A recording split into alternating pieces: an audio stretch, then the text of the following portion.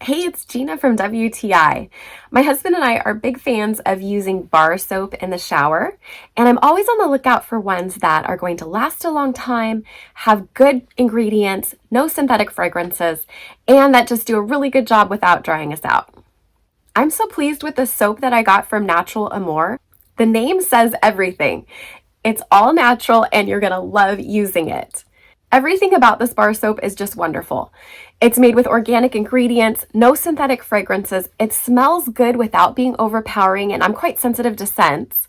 And I love that it's colored with clay, so there's no extra chemicals to give it this really beautiful rose color. My husband and I, of course, take showers every single day, and we used one bar. This is what's left from it after about 3 weeks. My skin just feels so silky and smooth.